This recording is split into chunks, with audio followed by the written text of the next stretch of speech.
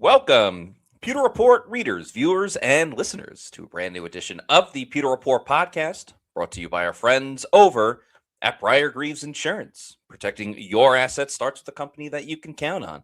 So whether that's auto, homeowners, flood boaters, or business insurance, there's nobody better in the business to work with than the great people over at Brier Grieves Insurance.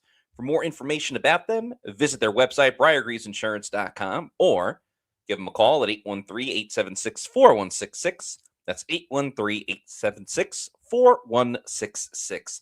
It's a Monday edition of the Pewter Report podcast. Hope everybody had a fantastic weekend. Happy President's Day to all. Maybe you have the day off and enjoying a day off and listening or watching us on the Pewter Report podcast. Got an interesting topic getting into today to kick the week off. Will the Bucs trade for Maxx Crosby, or will they make some type of trade when the draft gets going on as well? We're going to talk about this highly coveted and highly touted pass rusher. There's another pass rusher that just hit the market as well that we'll talk about on today's show, and we'll answer any questions, comments, and especially super chats this afternoon as well. I'm your host, Matt Matera. Joined with me is the face that runs the place at Pewter Report, Scott Reynolds. What's up, Scott? How we doing? Matty Diamonds, how we doing today, man? I'm excited. Good. You doing all right on Monday? Yeah. I mean, no complaints. There you go. Bucs didn't lose yesterday, so that was good, right? No losses until September at the earliest, right? That's the good news, Bucs fans. The losing is officially over. So now they're not going to win until September either, but we're keeping it positive here. They're not going to lose. So let's talk about Maxx Crosby and some free agent pass rushers this team might look at, because let's face it, the pass rush has got to get improved. That is the number one priority for this football team. It all starts up front in the trenches. You can say what you want about the secondary. They need some inside linebackers for sure, and they're going to have to get some because they only have two on the roster. We talked about that. Servastier Dennis, who's entering a contract year, and then, of course, Nick Jackson, who was an undrafted free agent last year, spent most of the year on the practice squad. So they need some linebackers, but they also got to find that guy opposite Yaya Diaby to get that front four going. I think we've seen now the last couple of years, Philadelphia, Seattle, these last two Super Bowl winners that have come out of the NFC, four-man pass rush gets it done in the Super Bowl, just like Todd Bowles' unit did back in the day in 2020. Same thing. Shaq Barrett, Jason Pierre-Paul, and Ndamukong Suh, Vita Vea, right? So they've got to find that other pass rusher. And I think they got to bolster the defensive tackle position too, because you got to safeguard yourself. If Kalijah Kancey goes down, if Vita Vea goes down, I mean, it was just slim pickings. There wasn't any pressure really. I mean, Elijah Roberts had a sack here and there, but there wasn't anybody that really got the consistent pass rush or anywhere close to it that Kalijah Kancey could bring. And I think it had some detrimental effects too, Matt, with Vita Vea, with all the attention on him, and you got either Greg Gaines next to him or Logan Hall or Elijah Roberts. He's just not the same. And so that they got to find another edge rusher, get some depth at defensive tackle. Maxx Crosby, I mean, if they could get him, would help this team a lot. No doubt about it. I mean, he's the big fish that's out there right now. We actually don't even really know if he's out there. There's just so much more speculation where Maxx Crosby's just like, listen, I just want to play football and for people to leave me alone. And whatever happens is going to happen. The problem that I think Maxx Crosby either doesn't realize or doesn't care is when in one moment he's storming off the field in practice being like, all I want to do is play, because the Raiders are holding him out because they don't want to win, because they want to get Fernando Mendoza. Right. And then the next second he's like, you know what? I love this team. They drafted me. I wear my heart on my sleeve for the Raiders. Like, you're kind of giving mixed signals of what you want. Do you want to win? Well, then the Raiders probably aren't the spot. Do you want to be a household name for the Raiders fan base? I was going to say Las Vegas, but let's be honest, they've been all over the world at this point, where they've been Las Vegas, California, Oakland, or LA and Oakland. So I think Crosby needs to figure out what he wants first. We know he wants to be a great player. We know he's a dedicated player when he is on the field. But enough with this wishy-washy mixed signals of, I want to win, but come on, at the same time. Like, unfortunately, if you're with the Raiders, it's not like a Bucs situation from a couple of years ago where, like, hey, we're one player away. The Raiders are still several years away in this rebuild before they're probably going to reach the postseason again, especially when you got the Chiefs, the Chargers, all these great teams in the AFC West. So I think Maxx Crosby needs to figure out what he wants first, and then we'll know if Crosby is going to be available. Yeah, here's my take on it, and I think you're right. I mean, I'm not discounting what you're saying at all. I just think that because he's so passionate about the game of football, that he's resigned to the fact that if the Raiders don't want to trade him, if they look at him and say, "Hey, if we get rid of you, guess what? We're gonna have to use a first round draft pick on another pass rusher to replace you, and as a rookie, they're not going to be as good as you, right?" And so, with John Spytek, I mean, year one didn't go as planned, right?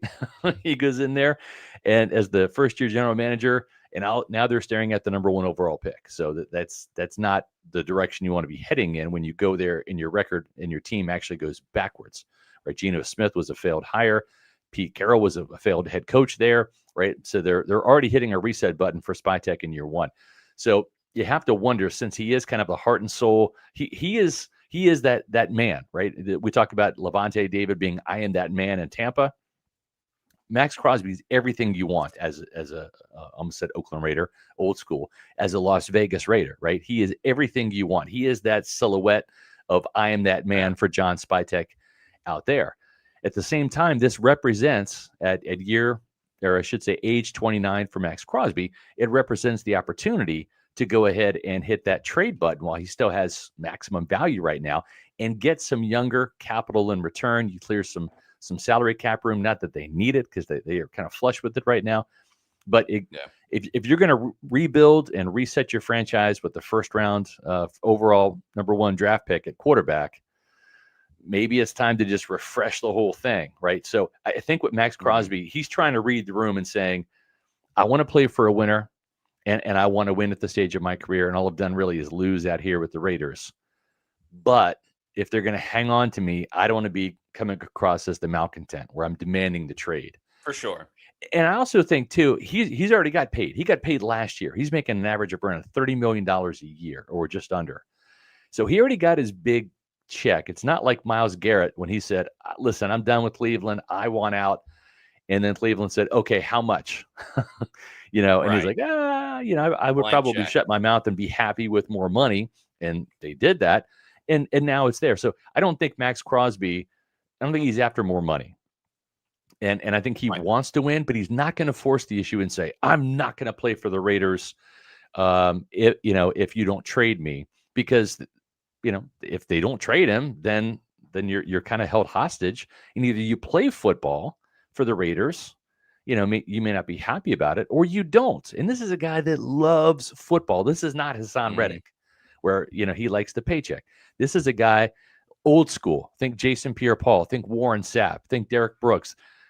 Levante David. Guys that just love the game of football. And so I think at this stage, Max is like, I don't know what Spytek and Brady and the new head coach, Clint Kubiak, are going to do. So I'm just going to zip it, shut my mouth, and maybe I'll get traded. I think chances are that they probably will, but I don't think Maxx Crosby, Matt, is necessarily going to force the issue right now. Yeah, I think that's a really good point. And I think it's important to identify as well. Maxx Crosby wasn't some guy that played at a big SEC school like Bama or LSU, or a big Ten school like Michigan or Ohio State. He played at Eastern Michigan. He was teammates with friend of the website, Pat O'Connor, former Bucs Super Bowl champion, then went to the Detroit Lions. So Crosby is a guy that has worked his way up the system. He has built himself from the ground up, from a small school to then being one of the biggest names in the NFL and at his position at edge rusher, right on cue with the Maxx Crosby Eastern Michigan photo on the screen for those listening to the audio version of this show. So there is never going to be a question of, okay, he got the bag, like now he's going to settle in. Right. So all he knows what to do and how to do is go and ball out and attack the quarterback. I would love to see Maxx Crosby with the Tampa Bay Buccaneers. It obviously has to be under the correct circumstances, though, because the money is one thing. The amount of draft capital that the Bucs will have to give up as well is another thing. And I'm kind of leaning towards, hey, if you have to add a little more to the pot to sweeten it, then go for it. Because if you look at the Bucs and their recent history of like, oh, well, we got to hold on to these picks. All right, sure. And yes, a lot of these draft picks have developed really well. Bucky Right. Irving, Emeka Buka, we can go on and on and on. But if you look at the last 3 years, the Bucs have declined in their overall performance as far as how far they've gone, in a season. 3 years Right. ago, it was the second round of the playoffs. 2 years ago, the infamous Liam Cohen season. Yeah. They got bounced in the first round, and last year they didn't even make the postseason. That's right. So yeah, all of this player development is wonderful and spectacular. It's not adding up to the results. So I'm not saying that Jason Light should harvest all of these draft picks and cultivate them. But I don't know. If you can get a guy that I think could, in a way, completely transform your defense in the snap of a finger just by adding one guy, I think it's something you really have to consider and mull over going outside of your comfort zone compared to years past. Yeah, I mean, the Bucs should be interested in Maxx Crosby, right? And I would think that John Spytek spending all these years here in Tampa Bay working alongside and under Jason Light, that they're going to have a conversation about it if they haven't already. Probably Indianapolis would be a good place to have that, where they do it face to face, because they're going to be at the Combine next week. And guess what? We're going to be at the Combine next week as well. We're going to go through our shows for the week here and just kind of set the table. But just a reminder that we're going to be in Indy next week, and we're going to be there Tuesday through Saturday. And Jason Light and Todd Bowles will be speaking on Tuesday. And we will have a press conference reaction show Tuesday after the press conferences conclude, probably sometime in the afternoon. We'll have a time for you on that, probably in the 4 o'clock hour. We're going to try to do that. Just depends on what time frame they're done. I believe they're going to be done around 1 o'clock. So that should give us time to get some stories up and then have that live press conference reaction podcast from Indianapolis. So that's going to be next Tuesday. So make sure that you tune in for that one. But we're just getting started here. We're talking Maxx Crosby today and the possibility that they may be interested in making a trade. And maybe the roots of that trade take hold next week in Indy when John Spytek and Jason Light will be in the same city, probably at the same restaurant, probably saying hello to each other. Tomorrow's show, contract extensions coming in 2026. Baker Mayfield, Cody Mauch, Yaya Diaby. Will the Buccaneers do a contract extension for some of these players that are playing in their contract years and get ahead of them, right? We saw that last year with Luke Gedeke and Zion McCollum. Is there a contract extension on deck for one of those three players or more? We'll talk about that at tomorrow's show at 4 o'clock. On Wednesday, we're going to be talking about, does Tampa Bay have enough core talent? Are there enough building blocks where this team doesn't have to slide back into rebuilding mode, but it can really be in more reload mode? We're going to talk about that on Wednesday. And then Thursday, the Bucs that are going to be under pressure in 2026. Bucky Irving, looking at you, along with many other players. So we'll be talking about that on Thursday's show. And then for our Pewter Premier and Platinum members, the sleeper position that the Bucs must upgrade this offseason. Matt and I will be talking about that on Friday, right before we head out of town to go to Indianapolis for the NFL Scouting Combine. So if you are a Pewter Premier or Platinum member, you get access to that special podcast on Friday at 1:30. We're looking forward to it. This is going to be an exciting week, Matt, and it's already Monday. We're going to kick things off with roll call in about 3 or 4 minutes. But there was some news today that there's another pass rusher that will be not even available for trade because the Miami Dolphins are going to be cutting Bradley Chubb, their former first-round draft pick, I should say, of the Denver Broncos back in the day. He split time between the Broncos the first half of his career. He's been in Miami now the last several seasons. And after missing a lot of time in 2024, he bounced back and played at every game last year. Had a pretty good season for the Miami Dolphins. Got a couple of sacks and a forced fumble against Ben Chukwuma in Week 17. So he kind of strutted his stuff in front of Jason Light and Todd Bowles. Would that be enough to maybe pique the interest of Tampa Bay? What are your thoughts on Bradley Chubb, man? I mean, it's certainly a player that the Bucs have to look at and watch his tape, watch his film, dissect what he would mean to this team if they were to add him to the unit. I do respect the fact that he was able to bounce back from a torn ACL and record 8.5 sacks with Miami, who was a team that was losing a lot. And I don't know why, but I put a little bit more stock in players that are able, and we kind of see it with Maxx Crosby, but a player that's on a bad team, like an edge rusher that is able to record a high number of sacks. Because when you're on a losing team a lot, teams aren't throwing it as much. They're not having as much volume. They're not sitting back in the pocket for 5 seconds trying to find the open guy. They're typically running it or quick throws and, hey, let's get out of here. So that aspect of it, I certainly respect from Bradley Chubb. Has had other double-digit sack seasons, including 2023, right before he tore his ACL. So it would be a huge addition for Tampa Bay. I do wonder because I believe he's 29 years old, so not exactly in his prime anymore. If they, I mean, let's put it this way. If they paid the money to Hassan Reddick, the money they were going to give, that they did give him, if they gave that to Bradley Chubb instead, I think we'd be having a different conversation about, hey, are the Bucs going to re-sign Bradley Chubb? Look at that production, 8.5 sacks. You would sign up for it again. It does become a bidding war for Tampa Bay and some other teams because everybody's always looking for a great edge rusher.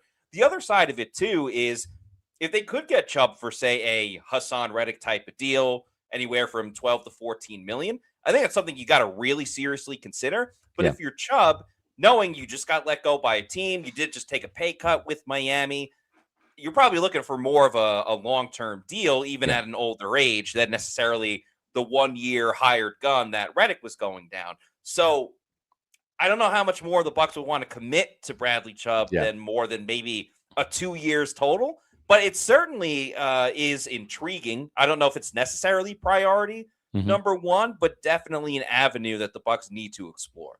Yeah, it's certainly another option for them to consider, right? And I think the more options, the better, right? Because you're going to have some options in the draft. This is a pretty good edge rusher draft. You're going to see, I think Daniel Jeremiah said 10 go in the top 50. That's pretty flush with talent there. The thing with Bradley Chubb, though, is like, you're correct. He's probably going to want one more multi-year deal, 2 or 3 years. I think for the Buccaneers, they got burned on Hassan Reddick. You're talking about a guy that's now had a couple of ACL surgeries. You're taking a chance on an older player. Granted, he did play well last year, but I would be looking more for like a 1-year deal and as close to 10 to 12 million as possible. And the market might be more robust for him, right? It might be higher than that, but I would look at something a little bit less than Hassan Reddick, just because, as I mentioned in my SR's Fab 5 column on Friday, and I'm going to drop that in the chat so you can check it out if you didn't read it. The Bucs have got about $50 million in cash to spend. The cap room doesn't matter, folks, and I laid all that out in the SR's Fab 5. This team can create $100 million in cap space by doing a bunch of restructures. The problem is the Glazers have given this team a budget of about $300 million this year, and that's right around the cap, and that's good. There's several teams, including the Rams, the Seahawks, the Saints, that don't have a budget, a cash budget, of up to the salary cap. Matter of fact, the Saints have been operating with a cash budget that's been 20% below the salary cap. So in other words, that's the money that the Saints ownership spends on an annual basis. It's been 20% below the salary cap for like the last 4 years or so. So don't think the Blazers are being cheap. I mean, they're spending to the salary cap, and that's kind of what you want. They went over the salary cap in 2020 when Tom Brady got here and Rob Gronkowski got here, because that was the year to go all in. You had Levante and Mike and Chris in their prime. You had a Super Bowl ready offensive line, a Super Bowl ready defensive line, right? You needed to switch a quarterback, and you got the greatest to ever do it. That was the year to go over your typical budget and go all in, and they did. At 8 and 9, this is not the year to go all in. This is not a Super Bowl ready team. This is a team that can make the Super Bowl if every single piece of draft capital and free agency capital hits. And I mean, like, jackpot hits. Like, you don't find starters, you find stars. Like, if that hits, then the Buccaneers can really turn this thing around. That's a tough needle to thread. So we're going to talk about that. And it's Monday. So I'm going to use this as kind of my roundtable topic is we're talking about edge rushers, right? And that the Bucs need to get one. Maybe it's Maxx Crosby. Maybe it's Bradley Chubb. Maybe it's somebody else. Maybe they get one in the first round. But I'm ready to talk about that. So let's go and do it. We do this thing every Monday for you guys because we love the Pewter people. It's called Roll Call. That's right. Every Monday around 4:20. Sometimes we're a little fashionably late. We do this thing called Roll Call where, we love interacting with our fans as much as we possibly can. And we recognize that we have fans all across the world, which is awesome to see. So what we do with roll call is one of us will go on a conversation about the Bucs. Today, Scott's going to talk about some edge rushers. And while we're talking about Tampa Bay, everybody in the comments, if you want to put where you are watching the show from, we'll put it up on the screen and give a couple of personal shout outs as well. Like Zach Brannigan watching from Athens, Georgia, go Dogs. And Sean Aguilar watching from New Smyrna Beach, Florida. So Scott, whenever you're ready, please take it away. All right. One of the free agents that I've seen kind of bantied about by some fans, they're like, hey, what about this Super Bowl champion, Boye Mafa, right? Let's talk about him and maybe get him as a guy to play opposite Yaya Diaby. He's young and, he's coming off the Super Bowl team. He's a good pass rusher, had a good Super Bowl, etc. Well, the problem with that is he's kind of like Yaya Diaby in a lot of ways. He is 6'3", 6'4", about 270 pounds, almost identical, carbon copy physical attributes of Yaya Diaby. And let's take a quick little look at the comparison between Yaya and Boye here. So Yaya Diaby turns 27 in May. He was an older draft pick when the Buccaneers got him in the third round. He's already been in the league for 3 years. He's coming off of a 72 Pro Football Focus grade season. 2025, 62 pressures, 7 sacks, 10 quarterback hits, and a 17.4 pass rush win rate. Pretty good. Pretty good year for Yaya. More sacks, same number of pressures over the last couple of years. He's been pretty consistent. Over a 3-year career, 162 pressures, 19 sacks, 3 forced fumbles. Okay. Mafe is a year older. He'll be 28 in November. So he's been in the league 4 years, similar PFF grade, 70.3, 44 pressures, 2 sacks last year, 2 quarterback hits, an 11% pass rush win rate. Over 4 years, 1 year more than Diaby, same number of pressures, right? But Diaby's is more impressive because he has 162 pressures in 3 years rather than 161 in 4. Same thing, 19 sacks for Yaya, 20 over 4 years rather than 3, and the same number of forced fumbles, 3. So these two guys are kind of identical. So you might be sitting there and saying, well, wouldn't it be great to have 2 Yaya Diabys? Well, our narrative has been that Yaya's kind of like a number 2. He's not the alpha, but he's a number 2 edge rusher, a guy that you want to re-sign, a guy you want on your team, a very good player, but a player that probably would thrive with a true alpha, someone like a Maxx Crosby, lined up opposite him, right? That could bring out the best in him, but wouldn't put all of the pass rushing pressure on Diaby. So I'm not sure if I'm buying the Boye Mafe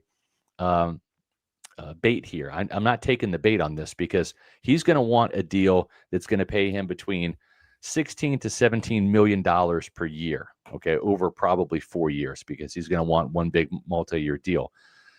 I don't think that there's a lot of value there in locking up him for 4 years, and you're saying he's as good, and maybe not even as good, but in the realm of Yaya Diaby. Yaya Diaby's in a contract year, okay? If he has 7 or more sacks, he's going to get about $20 to $22 million on the open market next year as a free agent, okay? So you already have $20 to $22 million per year, depending on how Diaby fares in his contract year. You had that contract coming down the pipe. Do you want to lock up another pass rusher who is okay? He's good, but he's not great. He's not, an alpha. And keep in mind, Boye Mafe had a 9-sack season in his lone season as a starter in 2023, which was the second year with Seahawks. And they ended up replacing him as a starter after that. So they went out and he kind of slid down the depth chart a little bit. So I just can't buy the fact that you necessarily want him as your guy opposite Diaby. And then you might sit there and say, well, get Mafe and then let Yaya go in free agency. I think Yaya is better than Boye Mafe, and the numbers kind of bear that out. The pass rush win rate, the pressures, the sacks, he's been a better player, equally good against the run. So I don't see the logic in doing that. And then if you're going to draft another edge rusher, okay, in the first round or second round, What if that guy hits? What if that guy ends up being your alpha, right? Whether it's, Cassius Howell in the first round and R. Mason Thomas in the second round. What if David Bailey slides down or Ruben Bain, you end up getting one of those guys? Then you're kind of locked into having 2 mega contracts.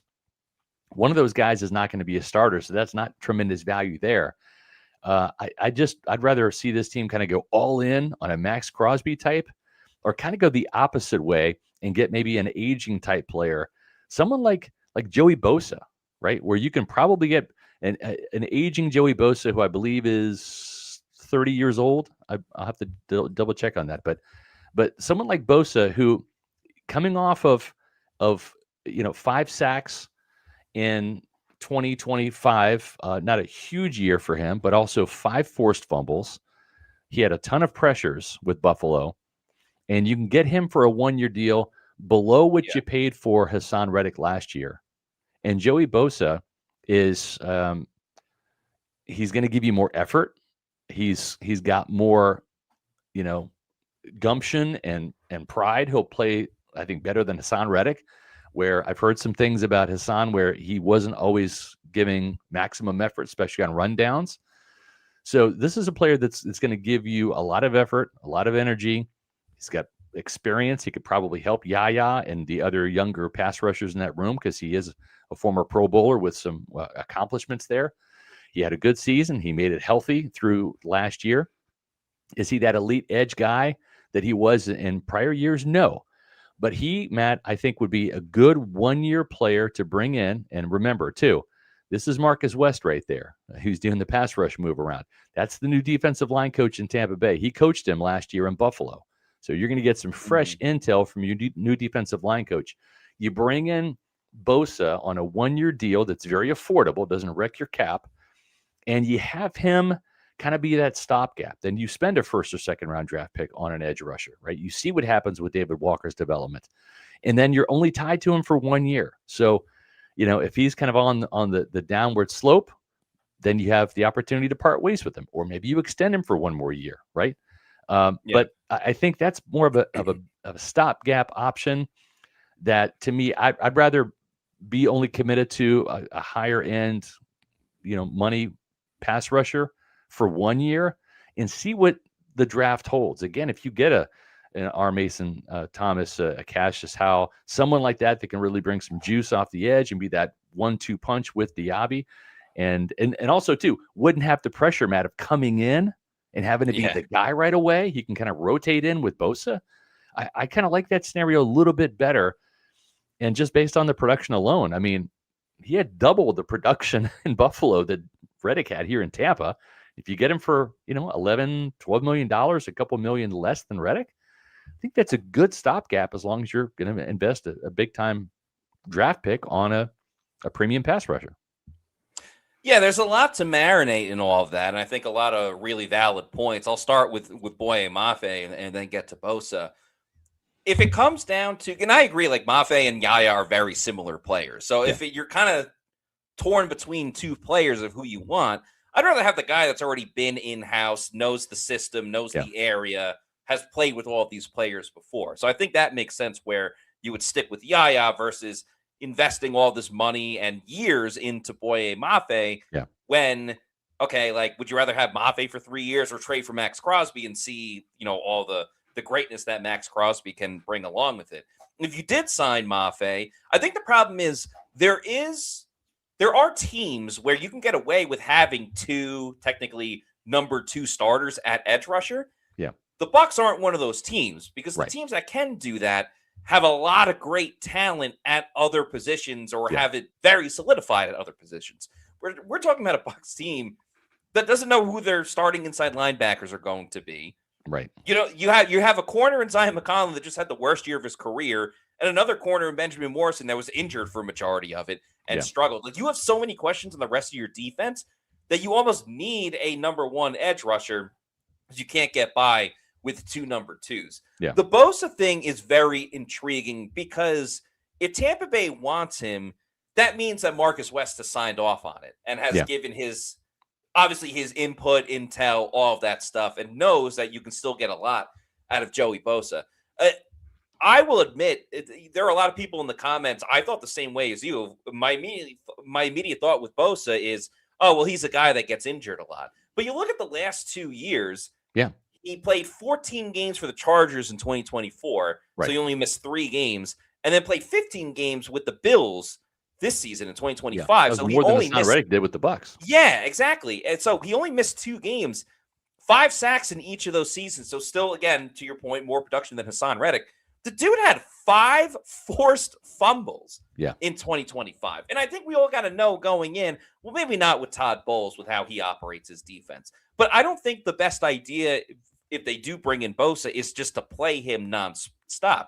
I think to preserve his overall longevity and health, have him slightly on a pitch count. I'm not going to say like, oh, he needs to be like the 3rd highest snap producer on this team at that position or whatever the case may be. But certainly, maybe not roll him out where he's playing 95% of the snaps every single time the way that Winfield and Levante when he's here and the safeties and the corners do.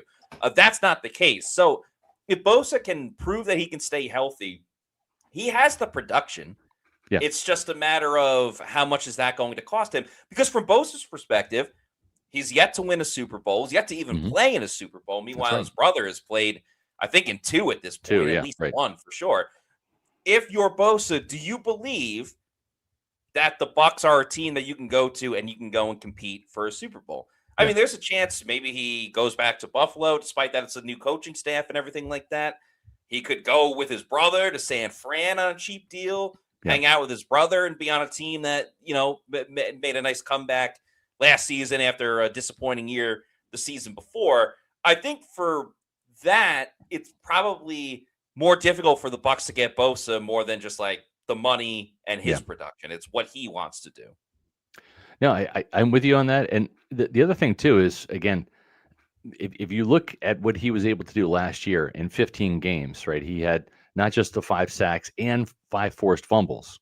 He also had 54 pressures. That's the most amount of pressures he's had since 2021 when he was with the Chargers, right? He had 69 that year. He had 54 last year. He only had 35 the year before. So last year was the best year for Joey Bosa in 5 years. He also had 13 quarterback hits. He hasn't had that many quarterback hits since 2020 when he had 22 for the Chargers. So again, he had a pretty good year in Buffalo. He really did. And again, Marcus West, the new defensive line coach, would be able to give the thumbs up or thumbs down on Joey Bosa with some fresh intel, having just coached him, to the Bucs scouts. And, if I'm going to pay for a 1-year deal, that seems like one of the safer bets. And he wouldn't cost as much as Reddick. I think that Josh Capo said his cap value, his valuation's around $11 million in a 1-year deal. I think that's pretty fair. I don't know that I'd want him for any more than a year. We'll see how it goes, right? But that would be a good experience, try hard, high energy guy you bring in, and you rotate with your 1st-round draft pick. And I'm not afraid of that if Maxx Crosby is not traded or goes to a higher bidder elsewhere and you have to sign one. I think you maybe take more of a chance on him than you would on a more expensive option like Bradley Chubb. And also, too, with Bradley Chubb, you're not going to get him on a 1-year deal because he's probably going to sign a 2 or 3-year deal somewhere.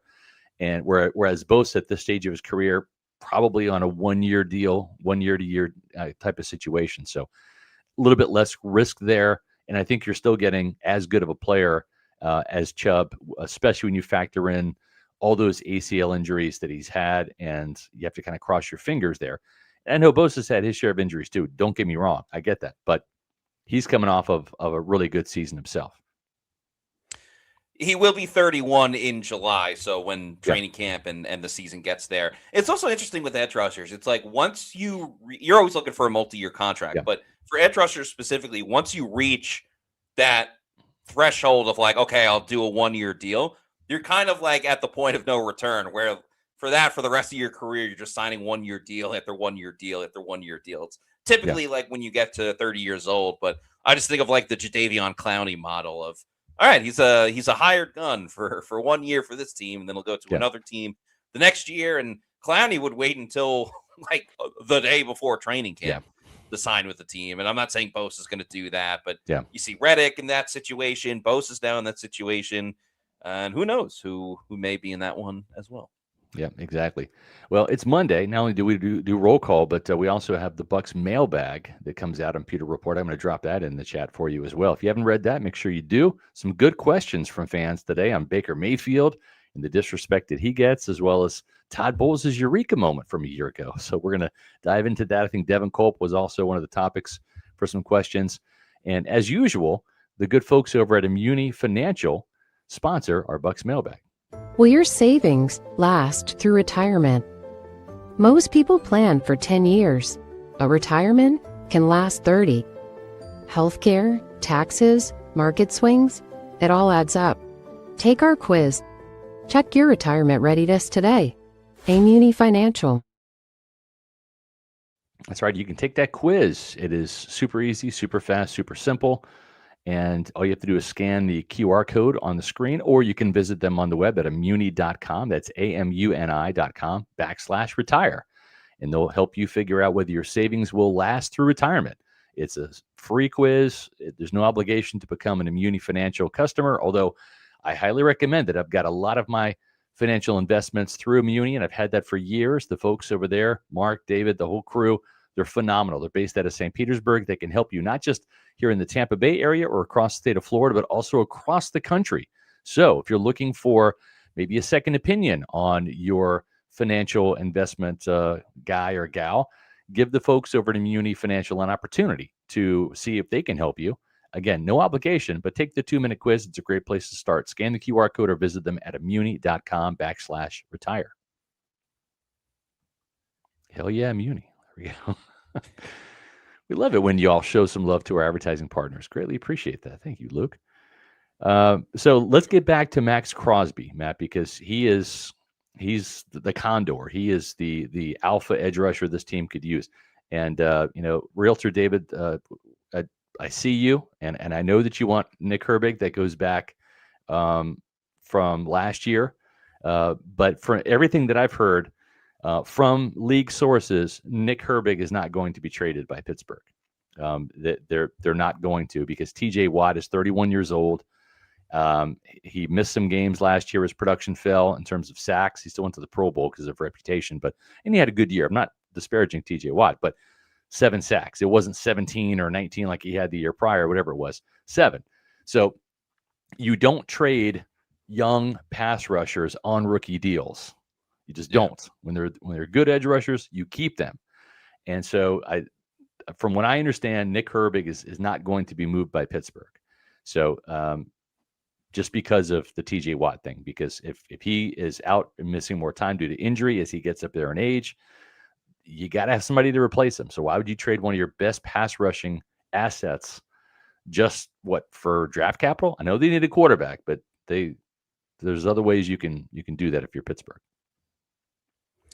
Yeah, for sure. I mean, again, people kind of forget in the lust of trades and adding new players and free agency is like, well, not with free agency, but it takes 2 to tango. Yeah. Yes, Nick Herbig to the Bucs sounds spectacular. To the Steelers, it's like, well, what are we getting in return?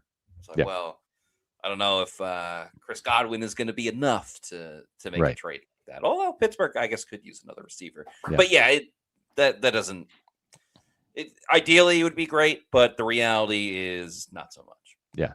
So I wrote about this in my Fab 5, and again, I'm going to drop that in the chat for you as well. So if you want to do a little bit more digging into today's topic, I talk about this. I want to say it was in my 5th part of my Fab 5, where I kind of delved into the potential trade for Maxx Crosby. And here's how it could happen, right? And what I want to kind of do is set the table real briefly on, again, the Buccaneers have about $50 million of cash to spend this year. So let's just do some real simple math. If they're going to acquire Maxx Crosby in a trade, that's $30 million right there, right? Out of the 50, like that's gone. He's making $30 million this year, guaranteed salary. Okay. So now you're left with $20 million to spend. And if you don't want Cade Otton back, all right, well, then you got to either draft the tight end or you're going to promote Payne Durham. If you do want Cade Otton back, how much? $10 million? Okay. Now you're down to $10 million. Oh, you want to bring Mike Evans back too at around $20 million? You can't, So, I mean, I'm just saying, it's like they only have $50 million in cash. Remember, cash gets paid out. You can sit there and have Mike Greenberg lower all these salaries and create all this cap room. It's how much money the Glazers are going to want to pay out. And if you're a player, you can defer, like your base salary. You can sit there and say, okay, well, I'll play for, 1.5 million in base salary this year, but you're still going to get the rest of it in a roster bonus that can be spread out for cap purposes, but you're still going to get that money if you're a player. You're not going to sit there and say, well, you can pay me 1.5 million this year and I'll take the lump sum next year. No, you're going to want to get paid this year. That's how it works in free agency. So if you want Maxx Crosby and you want Mike Evans back at $30 and $20 million respectively, you're done. There's no free agent linebacker. There's no free agent defensive tackle to replace Logan Hall. There's no free agent cornerback to come in, even replace Kendall Vildor. Like, you're done. So that's where you have to make this work from a cash budget standpoint, not just a cap standpoint. So how would you do it? How would this team acquire Maxx Crosby? Well, it's going to take draft picks, right, Matt? How many draft picks do you think it would take? What would the draft capital be? 2 first? At a minimum, 2 picks, and then you're probably, again, when the wager war starts, you're probably throwing in a third pick that's probably a second round pick or something like that. So, right. A lot. And if you're the Raiders, right, the first round pick is going to be this year, right? Of course.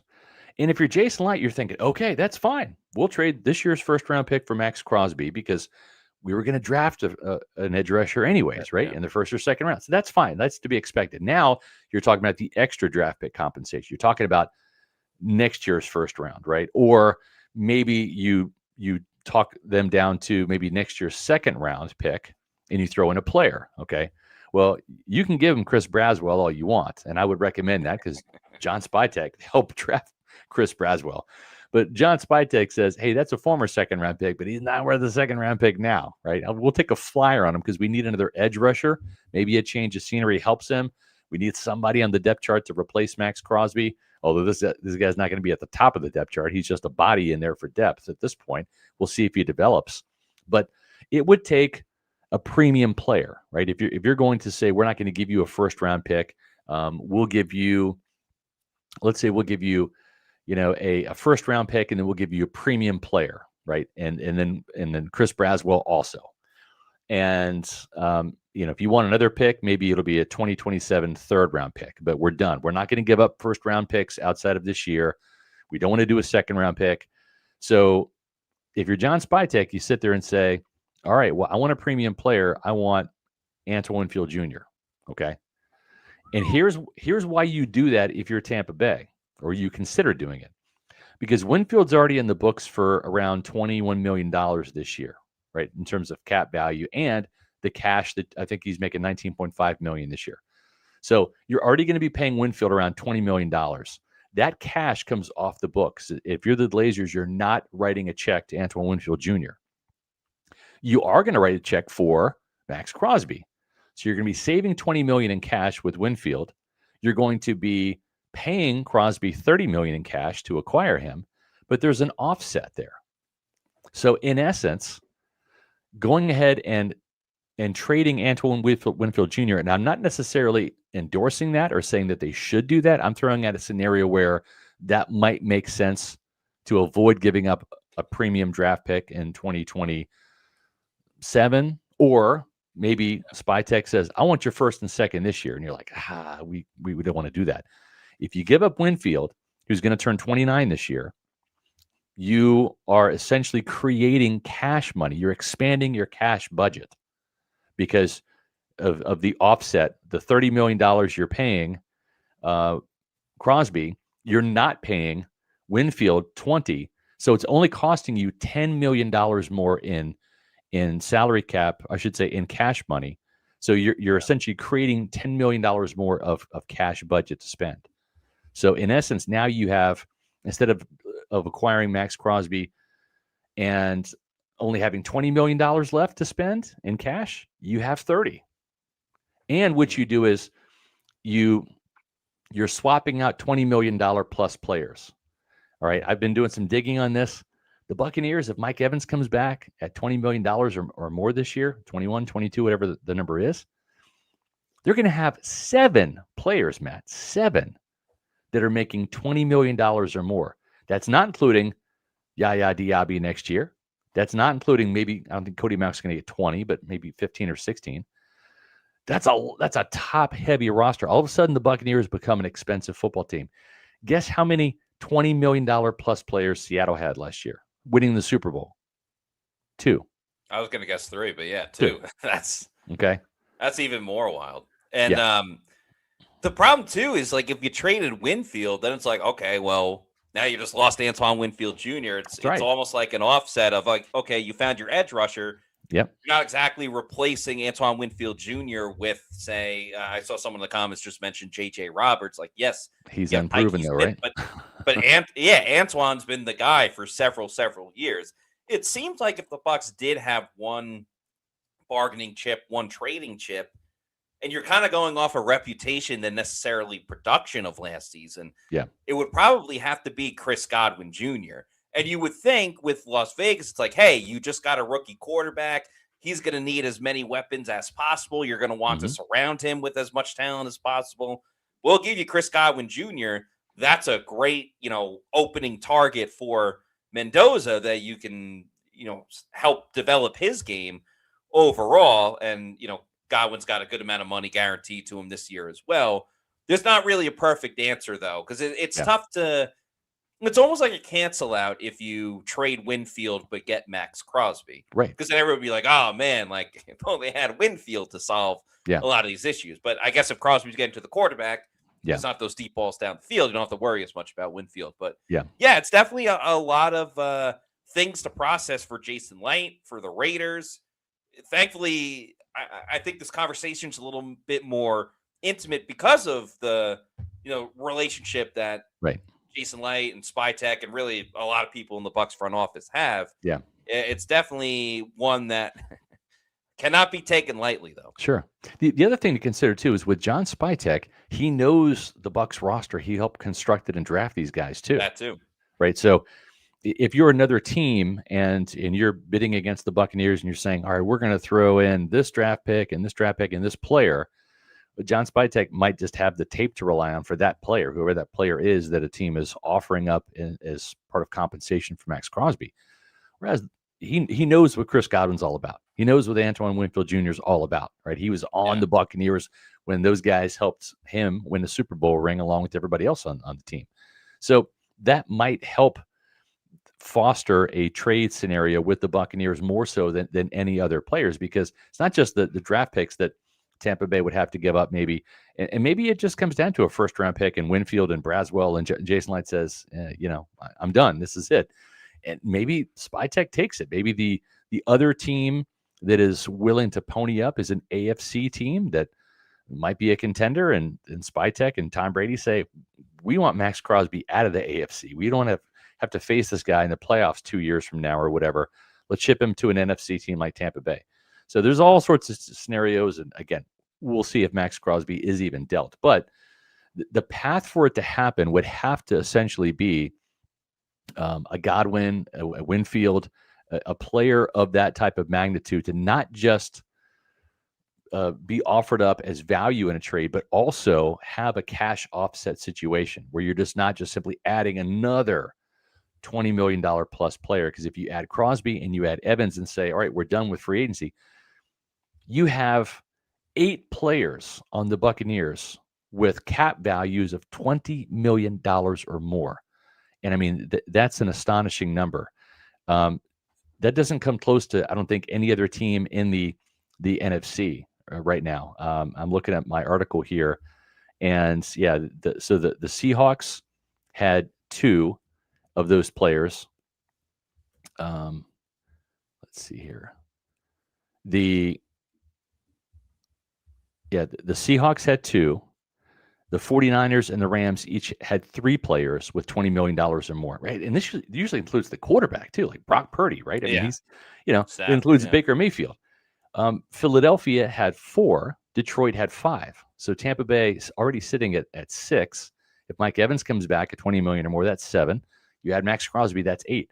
all of a sudden you have such a top-heavy roster. Yeah, you have to move on from someone at that point. You There's do. no way around it. You're exactly right. And you're looking at paying Baker Mayfield next year $50 million plus. So at some point in time, the Buccaneers, they're almost, here's the crappy thing. They're at the Super Bowl pay cycle without the Super Bowl contender roster. That's really what it is. They've overpaid some players, or, I mean, Tristan Wirfs is not overpaid, right? Luke Gedeke, if you cut Luke Gedeke tomorrow, he's going out and getting his salary just with another team. It's not like the Buccaneers have grossly overpaid people. You could say that about Zion McCollum. Guess what? He's not included in this. He's making $16 million. He's below this thing here, and he's in a make or break deal. You know, Godwin, Jason Light even said last year, the deal with Chris Godwin is not about 2025. They're paying that premium price for the player they expect him and hope him to be in 2026, which is this year. We'll see if he gets back to that 1,000-yard season. If he doesn't, if he's a 700-yard guy, you got to move on from him after this year. You can't afford to pay him that much money for that type of production. He's got to be a 1,000-yard receiver this season, or at age 30 next year, 31, you got to move on. And we've seen this before with this team shedding the Jason Pierre-Pauls and the Ndamukong Suhs and the Shaq Barretts after the Super Bowl. Tom Brady retires. He's gone, right?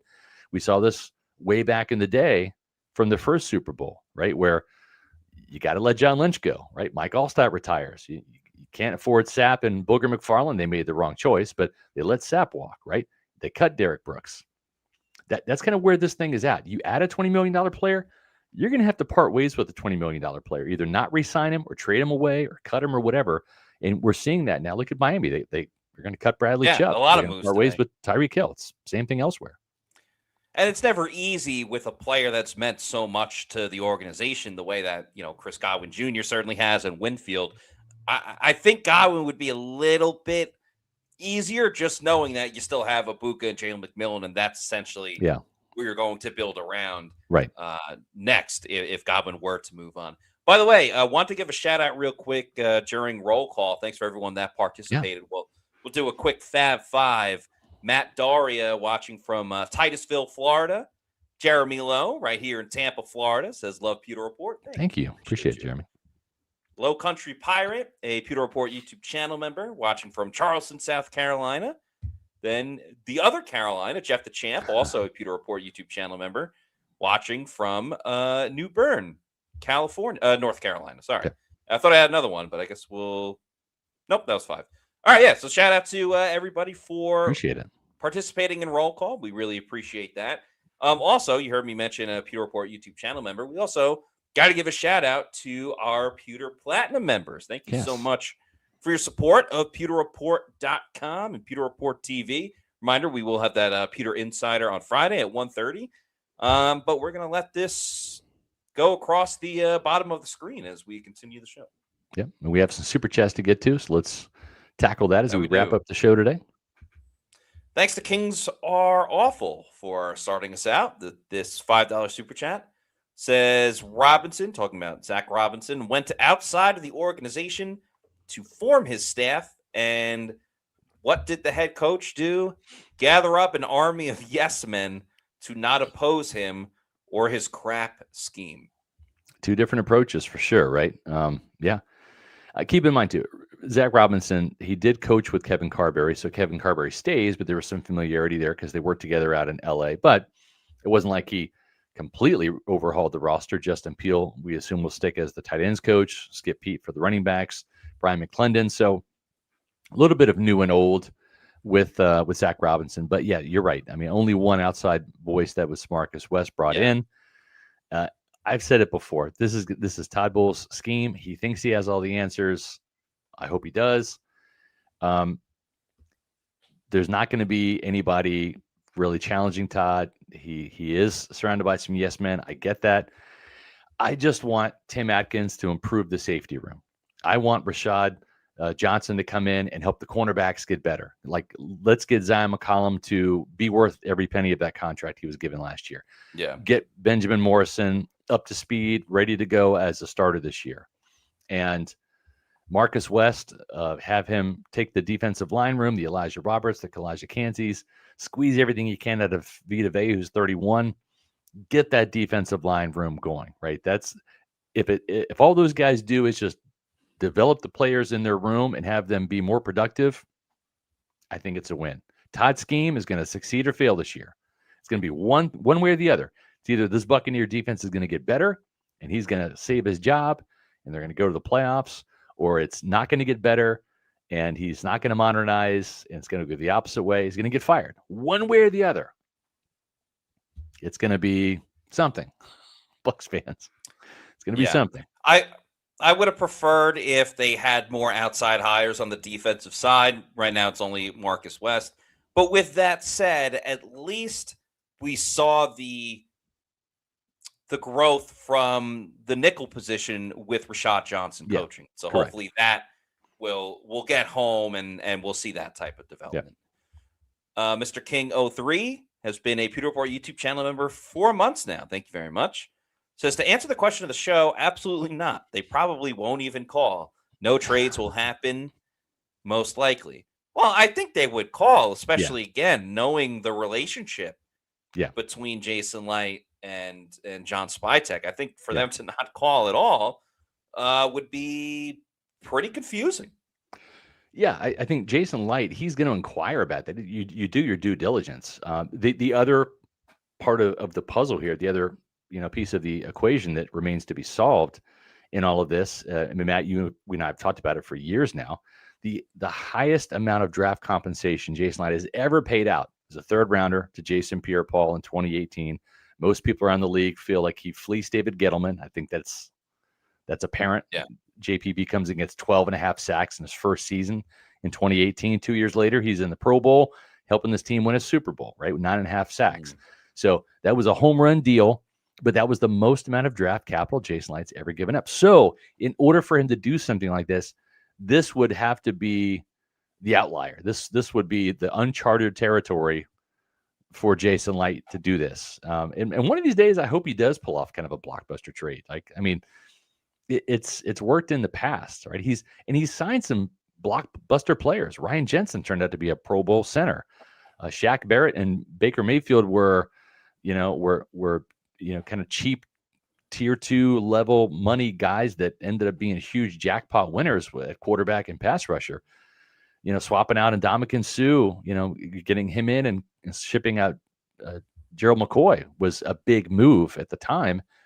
And of course, getting somebody named Tom Brady to play quarterback too, right? That he's done some helped. Big maneuvers. They just haven't really been trades, right? I mean, he traded a day 3 pick for Rob Gronkowski to come out of retirement, right? Because he was still Patriots property. It was a big deal, but still didn't give up a first or second round pick. So this would go outside of Jason Light's comfort zone. Let's see if it happens. I don't know if it will. Kings are awful. Thanks for the $2 super chat. Says SR's recent Fab 5 was disheartening for free agency. You know me, I got to keep it real. I see, I'm not naming names, but like there's NFL GM machines out there that can create scenarios with all this cap room that, the Bucs are going to get Trey Hendrickson and Devin Lloyd and bring back Mike Evans, and they're going to sign, John Franklin Myers, and and you have like 5 or 6 like top level free agents, and it's just not realistic, plausible. Yeah, it's not plausible, and so it looks good. It's fantasy football. It's Madden. Like, you can do this, but it's not reality. And it's like, I've had a lot of conversations with Josh Capo. I think, Matt, you and I would trust him implicitly when it comes to cap stuff. He's even doing cap work for Pro Football Focus now. I mean, that's the level of growth that he has attained in his journey into being a cap expert, right? And there's $50 million in cash to spend, regardless of the cap room. So, and they're not going to touch Baker Mayfield's contract this year, I don't think. If they do, they can create some more cap room. They're not going to touch Chris Godwin's. They're not going to restructure Vita Vea's either. The only 3 guys that they're really going to have an opportunity to create more cap room: Antoine Winfield Jr., Tristan Wirfs, Luke Gedeke. Those 3 guys, they're not going to want to touch Zion McCollum's deal, because every time you restructure, you got to add more years onto deals. You don't do that for Godwin, who's aging. You don't want to do that for Vita Vea, who's aging. We'll talk about Baker Mayfield tomorrow. You don't want to do that with Zion, tack on more years. So they're limited with how much cap room they can actually create, and it actually coincides. If you restructure all three of those deals, you create $50 million, and that's about how much cash they have to spend anyways. Robbie Gordon, thank you for the $5 super chat, says, this goes against everything Light has been. He, at times, overvalues draft picks and his guys, putting on quotations, must upgrade a proven edge. Yeah, I would love for them to add someone that is an established player. The problem is a lot of these established players are kind of on the tail end of their careers. It's kind of like the Son Reddick thing where it is a roll of the dice. So in a weird way, it is kind of like a draft pick where you don't really know exactly what you're getting. Now, I will say some of the people we talked about today, whether it was Mafe or Bosa, I feel like there is a little bit more of what you can infer versus like kind of having no idea with Hassan Reddick, which is like a little bit better. But I agree. Like I would love for the Bucs to have more of a proven answer at edge or really any position versus just, hey, hopefully they develop in the draft. Because as we've learned, for every Emeka Ibuka you can get, there's also a Chris Braswell there as well. Yeah, for sure. Like, for example, one of the more premier guys last year in free agency was Leonard Floyd, right? The Falcons, even though they spent 2 draft picks on edge rushers, they signed Leonard Floyd, who's coming off of an 8.5 sack season with the 49ers. They signed him to a 1-year, $10 million deal, a little bit less than Leonard Floyd, or than Hassan Reddick. Leonard Floyd had 3.5 sacks. It was 1 sack more than Hassan Reddick had. But I mean, he's not going to be back, or maybe he will with what happened with James Pierce. But I'm just saying, it's like Leonard Floyd, the year prior to that, let's see, he had 10.5 sacks in Buffalo. He had, he had in order, 10.5 sacks with the Raiders, 9.5 sacks with the Raiders, 9 sacks, and then 10.5 sacks with Buffalo, then 8.5 sacks with San Francisco. And then he kind of fell off last year, 3.5 sacks. So, but he still got $10 million. There's no guarantees. Like, you know, you want to give 10 million plus to these guys and have them be impact pass rushers. Don't know who's going to get hurt. Don't know who's not going to mesh well and be effective. It's like you said, Matt, it's just as much of a crapshoot as the draft is. Yeah, very much, just in a different form of it. Yeah. Moving on to Meets McGee. Thank you for this $5 super chat. Says, I feel Jalen McMillan would be included in the trade.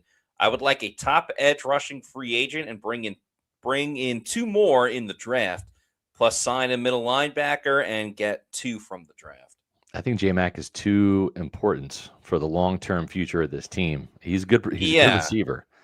I mean, he showed that coming back from that neck injury, had his first 100-yard game.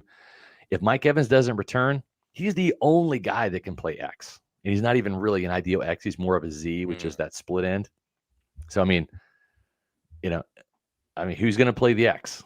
Not Chris Godwin. He's a slot only at this stage of his career. Emeka is more of a Z. Tez Johnson is a Z. I mean, you need J-Mac on this team. And again, he's a cheap rookie deal. If you're going to part ways with somebody, it's going to be Godwin to get rid of that salary. Right, because McMillan still he just finished his 2nd year. So you still have him for 2 years under contract. Ibuka you have for 4 years if you take his, his 5th-year deal. So especially with us looking at a situation where Chris Godwin Jr., even though he has 2 years left, could be let go because of no more guaranteed money after this upcoming season. Right. Do you really want to let go of Chris Godwin Jr. after trading Jalen McMillan, and then you have Emeka Ibuka and Tez Johnson as your number 2? I love Tez Johnson, but that is your 2nd wide receiver. I love him as your 4th or 5th wide receiver. So, trading Jalen McMillan, especially after coming off of the neck injury, I think that's even less of a reason why a team would want him. Yep. Eric Collison, thank you for the $9.99 super chat. Says, this team has potentially the worst edge rushers in the league. Go after Chubb and still find a way to trade for Crosby, pull a Saints, and kick the salary cap can. That would be the boldest of bold moves. Yeah, they're just not going to do that. I mean, they're just not. You can't get those two guys, and you have Yaya coming up next year, right? So you're going to have two aging pass rushers, and then Yaya. You can't pay $30 million, and what is Chubb going to command? Let's say 15. 30 million, 15, and then 20 for Diaby. You can't have three pass rushers making 50, 70 plus $1 million. You just can't from an economic standpoint. Again, you can get away with it on Madden, maybe, but like this is real football. That's real life. Mm-hmm. Mies McGee, thanks for the $2 super chat, says, what about Odafe Owe, who played for the Ravens and the Chargers, I believe? He had 7.5 sacks this most recent season. I think he's 27 years old, so not as older as some of the other edge rushers we've talked about. Yeah. Another situation where you're talking about a guy who's going to be looking for a multi-year contract. Yeah. Maybe you find, another Shaq Barrett type of guy, but I think the general consensus of this show is like find a legit heavy hitter and go all or nothing, or kind of get back to your 1-year deal type of thing. So, I mean, I'm not ruling it out, but I think it's kind of like plan D at this point after A, B, and C. He's another guy that he's going to get paid. He's going to get $20 million, and he's similar to Yaya, right? So I think if you're looking for like a true compliment, it's somebody that's not like Yaya, right? Somebody that's got a little bit more get off, somebody that has got some speed around the edge. The problem too is, Matt, after a 10-sack season, the Ravens got rid of him. Yeah. Like that usually does not happen. Granted, it was a trade between brothers, right? From one Harbaugh to the next. But I mean, you have to wonder, like, why in the world are you trading a guy that just got 10 sacks? Like, what was happening there, that sent off some alarm bells to where John Harbaugh says, I don't want the 10-sack guy. We're good. Like that, I think there is a reason. And I think it was just a lack of performance and, in training camp, and he started off the season a little slow, whatever. But, that's a big risk. And again, he's going to be $20 million. Now and he's going to be a multi-year guy, 4 years. Then you're going to want to pay Yaya 4 years for $20 million in the same realm. Those are guys that are kind of on the same level. Odafe Owe is not an alpha. He is more of a Yaya. He's more of that number 2 guy. CJ, thanks for the $4.99 super chat, says, if there's another Liam Cohen season on offense and a mid defense, why be confident in the Glazers firing Todd when they didn't do it at his worst?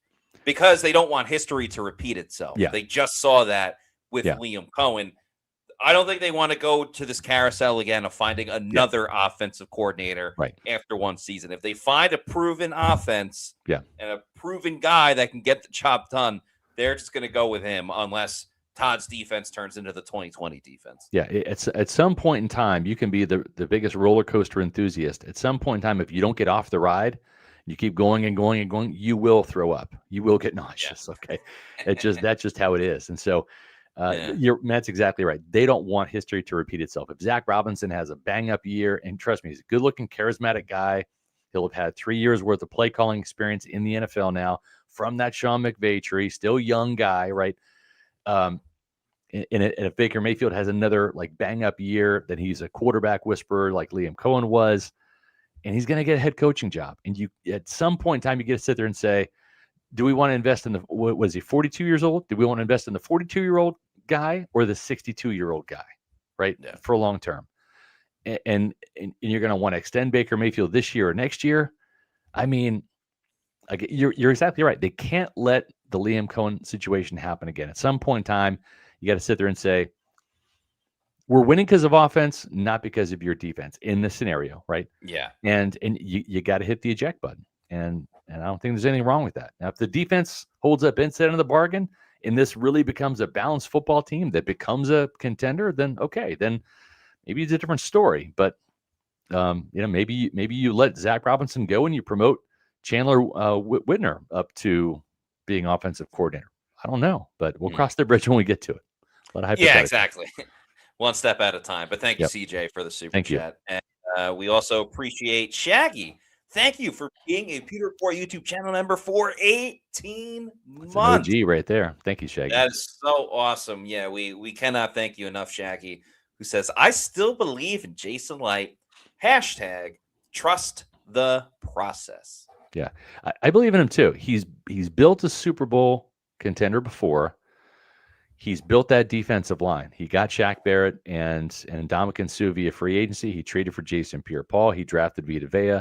He knows what it's supposed to look like. There have been some big-time misses since then, right? We know that. He knows that. Trust me. We've had conversations. He knows that. Let's see if he can rebuild it again. I think he's earned the right building one Super Bowl contender and getting a Ryan Jensen and Ndamukong Suh, a Shaq Barrett, a Baker Mayfield, getting these free agents in. He's had more misses more hits than misses in the draft and in free agency. He has not been terribly active, but a lot of the guys he's re-signed, can't complain about him. Levante David, Mike Evans, Tristan Wirfs, Luke Gedeke, Antoine Winfield Jr. I mean, he's paid out big money to guys that have produced here. So far, so good. And I think so far, so good for America, too, when it comes to the Olympics. I mean, it's not like they're the world beaters. I think Switzerland's still doing their thing, especially in curling. I don't quite understand it. I was watching curling yesterday.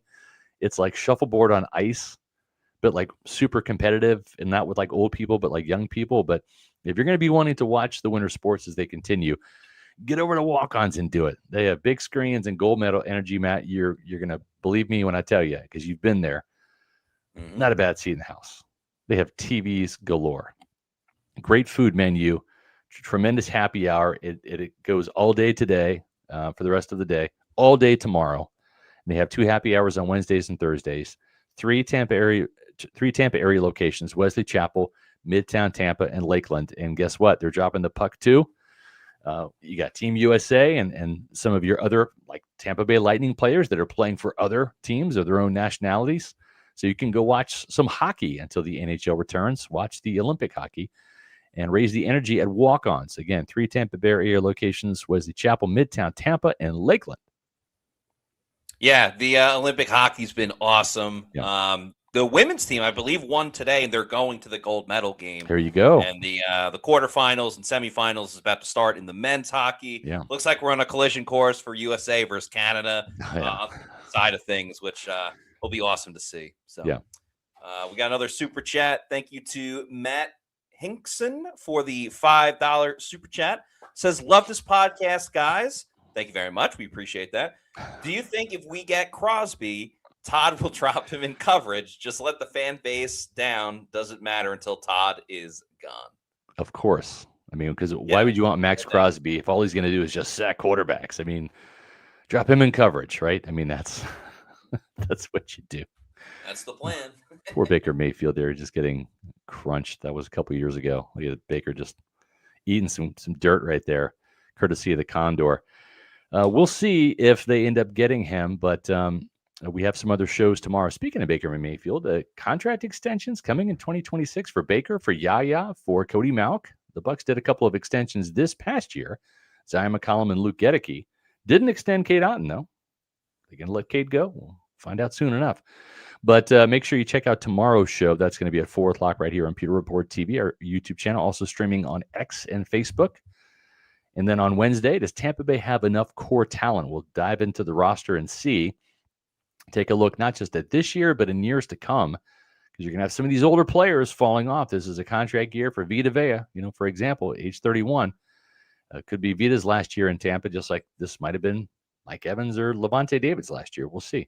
Thursday, the Bucs that are under pressure in 2026. We'll take a look at that. And then on Friday's show, the Pewter Insider podcast at 1:30 for our Pewter Premier and Platinum members. The sleeper position, the Bucs must upgrade this offseason. It may not be what you think, but we're going to be talking about that on Friday. And if you are considering being a Pewter Report TV YouTube channel member, now's the time. We're heading off to Indy. We use all of our YouTube revenue for our travel budget. And, we got to put these guys up in a nice place and pay for airfare, all that fun stuff. We have the NFL annual meeting coming up around the 1st of April. That's going to be out in Phoenix, Arizona this year. So we're going to be heading out to that to talk to Todd Bowles and Jason Light as well.